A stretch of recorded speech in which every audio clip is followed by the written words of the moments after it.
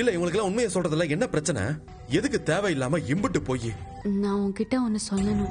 7-8 பவுனை தவிர மத்த எதுவுமே தங்கம் கிடையாது. ஹாய் மக்களே, வணக்கம். இன்னைக்கு எபிசோட்ல நம்ம பாண்டியன் கோமதி அரசி வீட்டில் யாருமே தூங்கலைங்க. எல்லாமே நம்ம சரவணா பற்றி ரொம்ப பேசி ஃபீல் பண்ணிட்டு இருக்காங்க.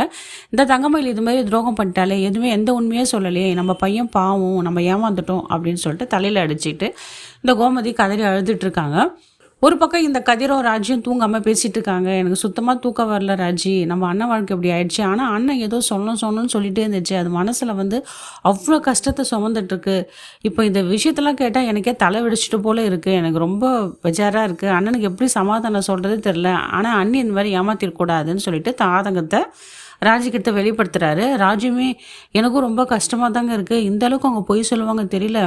அப்புறம் ஒரு விஷயம் கதிர், நான் உங்ககிட்ட மறைச்சிட்டேன். என்னன்னு கேட்குறாரு கதிர். ஆமாங்க, நாங்கள் ஒரு நாள் மாடியில் தாலி பிரித்து கோக்குற ஃபங்க்ஷனில் நானும் மீனாக்காவும் செல்ஃபி எடுத்துகிட்டு இருந்தோம். அந்த நேரத்தில் தங்கமயில் அவங்க அப்பா அம்மாவும் தங்கமயில் அக்காவும் இது மாதிரி பேசி நகை விஷயம் பற்றி பேசிகிட்டு இருந்தாங்க. போட்ட நகை 8 சவரம் தவிர மற்றது எல்லாமே கவரிங் தான். இது மாதிரி பண்ணிட்டீங்களே, இந்த விஷயம் மட்டும் வீட்டில் தெரிஞ்சா நான் அவ்வளோதான் சொல்லிட்டு அவங்க அப்பா அம்மா கிட்ட பேசியிருந்தாங்க. இதை நாங்களாம் கேட்டுட்டோம். அப்புறம் எங்ககிட்ட தயவு செஞ்சு சொல்லாதீங்கன்னு கேட்டாங்க அப்படின்னு சொல்கிறாங்க. உடனே நம்ம கதிர், ஏன் இந்த விஷயத்தை எங்கிட்ட மறைச்சா, இதே சொல்லியிருக்கலாம்ல, நீ தப்பு பண்ணிட்டேன்றாரு. இல்லைங்க, இது ஏற்கனவே இவ்வளோ பிரச்சனை போயிட்டுருக்கு, இந்த நேரத்தில் இதை வேறு சொல்லி அவங்க மனசு இன்னும் நான் வேதனைப்படுத்தணுமா, அதுதான் நான் சொல்லலை. அதில் தங்கமயில் அக்காவும் பாவம் இல்லை, அதனால் எதனா பிரச்சனை வந்துடுமோ, நீங்கள் எதனா போய் சொல்லி ஆனால் தாங்க உங்ககிட்டயே மறைச்சிட்டேன் அப்படின்னு சொல்கிறாங்க. இந்த விஷயத்த போய் நம்ம செந்தில் அண்ணாக்கிட்ட போய் பேசலாம்னு சொல்லிட்டு செந்திலை போய் மீட் பண்ணுறாங்க. இந்த விஷயத்தை கேட்டு செந்தில மீனாவும் அதிர்ச்சி அடைந்து, இந்த விஷயத்தை கேட்டு செந்தில மீனாவும் ஷாக் ஆகிடுறாங்க. இந்த விஷயத்தெல்லாம் கேட்டு, இவ்வளோ விஷயம் நடந்திருக்க வீட்டில் எனக்கு ஏன்டா நீ ஒரு வார்த்தை சொல்ல, நான் வந்திருப்பேன்ல, அப்பா அம்மாலாம் எப்படி இருக்காங்கன்னு கேட்குறாங்க. எல்லாமே வீட்டில் ரொம்ப உடஞ்சி போயிருக்காங்கன்னா அவங்கள சமாதானப்படுத்தவே முடியல, எனக்கும் ரொம்ப கஷ்டமாக இருக்குது, அதனால தான் உங்ககிட்ட சொன்னேன்னு சொல்கிறாரு. செந்தில் என்ன பண்ணுறாரு, எனக்கு அண்ணன் பாவம், ஏற்கனவே அண்ணன் நம்ம ஒரு பொண்ணை லவ் பண்ணார்ல, அந்த பொண்ணாச்சும் அப்பா கல்யாணம் பண்ணி வச்சிருக்கலாம்.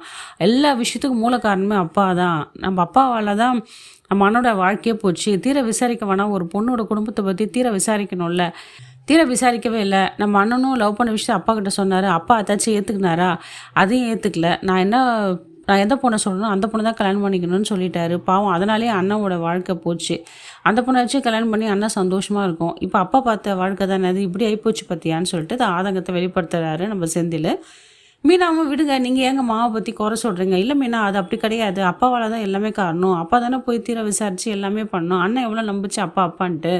எனக்கு அதான் ரொம்ப கஷ்டமாக இருக்குது. அண்ணனோட வாழ்க்கை நாசமாக போனது காரணமே நம்ம அப்பா தான் அப்படின்ட்டு பாண்டிய மேலே கோவத்தை திணிக்கிறாரு நம்ம செந்தில். அடுத்த வர எபிசோட்ல தெரியும் என்ன பிரச்சனை நடக்க போகுது. தங்கமயில் அப்பா அம்மாவுக்கு இன்ஃபார்ம் பண்ணாங்களா, இல்லை வேறு விஷயம்லாம் எப்படி வெளியே வரும்னு தெரியல. சரவணோட வாழ்க்கை கேள்விக்குறியாக இருக்குது. அதுக்கு முடிவு என்னன்னு சொல்லிட்டு நம்ம அடுத்த வீடியோவில் தான் நம்ம பொறுத்து பார்க்கணும். இந்த வீடியோ உங்களுக்கு பிடிச்சிருந்தா லைக் அண்ட் ஷேர், சப்ஸ்கிரைப் பண்ணிவிட்டு லைக் அண்ட் ஷேர், கமெண்ட் பண்ணுங்கள் மக்களே. நன்றி, வணக்கம்.